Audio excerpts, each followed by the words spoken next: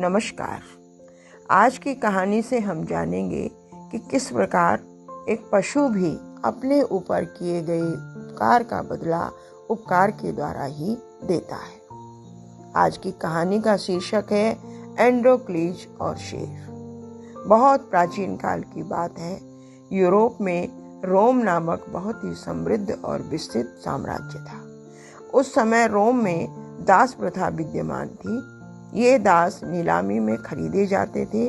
इन्हें गुलाम बनाकर रखा जाता था और इन पर बहुत अधिक अत्याचार होता था। अगर कोई दास भागने की कोशिश करता तो उसे पकड़कर भूखे शेर के आगे छोड़ दिया जाता था। इसी राज्य में एक गुलाम था जिसका नाम एंड्रोक्लीज था।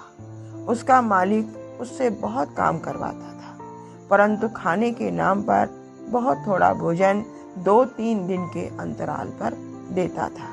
काम ढंग से न कर पाने के कारण उसे बहुत कड़ा दंड भी देता था। एंड्रोक्लीज इससे बहुत दुखी था और मुक्त होने के उपाय सोचा करता था। एक दिन अवसर पाकर वह मालिक के घर से भाग गया।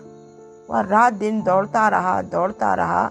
वह जानता था कि यदि पकड़ा गया तो उसको बहुत ही पीड़ादायक मृत्यु प्राप्त होगी। इसलिए वह भागता रहा और भागते भागते एक घने जंगल में पहुंच गया। घने पेड़ों के मध्य उसे एक गुफा दिखाई दी।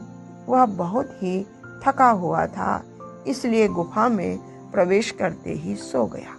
जब उठा तो उसने गुफा के द्वार पर एक शेर को बैठे देखा। वह डर गया और चुपचाप बैठा रहा। शेर ने उस पर आक्रमण नहीं किया।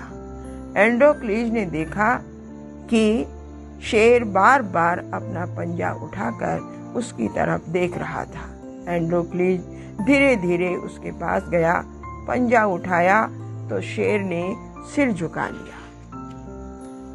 एंड्रोक्लीज ने देखा कि उसके पांव में एक तीखा कांटा चुभा हुआ था। एंड्रोक्लीज ने कांटा निकाल दिया और 2-4 पत्ते तोड़कर उन्हें हाथ से मसलकर निकला हुआ रस कांटे से बने घाव पर लगा दिया। शेर हल्के से गुर्राया जैसे धन्यवाद दे रहा हो। अब उसे आराम था। वह लंगड़ाते हुए जंगल की तरफ चला गया। थोड़ी देर बाद लौटा तो उसके मुंह में एक खरगोश था। उसने वह खरगोश एंड्रोक्लीज के आगे रख दिया। एंड्रोक्लीज ने खरगोश को पकाकर खा लिया। इस प्रकार दोनों की दोस्ती हो गई। दोनों साथ साथ घूमते, खाते और गुफा में सोए रहते। परंतु दुर्भाग्य से एक दिन एंड्रोक्लीज पकड़ा गया। उसे रोम वापस लाया गया और भूखे शेर के आगे डाले जाने की तैयारियां होने लगी। एंड्रोक्लीज अब सजा की प्रतीक्षा कर रहा था। एक दिन वह समय भी आ गया। एंड्रोक्लीज को मैदान में लाया गया। रोम राज्य का राजा भी स्वयं इस दृश्य को देखने के लिए आया हुआ था। प्रजा शोर मचा रही थी, खुशी से चिल्ला रही थी, क्योंकि आज उनका मनोरंजन होने वाला था। एंड्रोक्लीज मैदान में मृत्यु की प्रतीक्षा में खड़ा था। कमरे का दरवाजा खुला और एक शेर, जिसे कई दिनों से भूखा रखा गया था, दहाड़ता हुआ बाहर निकला।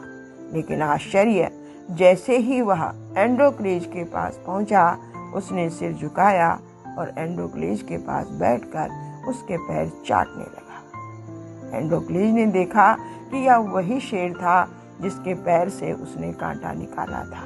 एंड्रोक्लीज ने उसे गले लगा लिया। उसकी आंखों से आंसू बह रहे थे और वह शेर की आयाल को सहला रहा था। राजा यह देखकर आश्चर्य में पड़ गया। उसने एंड्रोक्लीज से पूछा तो उसने राजा को सारा वृतांत बताया। राजा ने प्रसन्न होकर उसे मुक्त कर दिया और अपना अंगरक्षक बना लिया। शेर को जंगल में छोड़ दिया गया। एंड्रोक्लीज का जब मन होता वह शेर से मिलने चला जाता। मित्रों, प्रेम और स्नेह से किया गया परोपकार पशुओं को भी अपना बना लेता है। किए हुए परोपकार को पशु भी नहीं भूलता है। फिर हम तो मनुष्य हैं, इसलिए सबके साथ स्नेह का व्यवहार करना चाहिए। कहानी अच्छी लगी हो तो सब्सक्राइब करते रहें।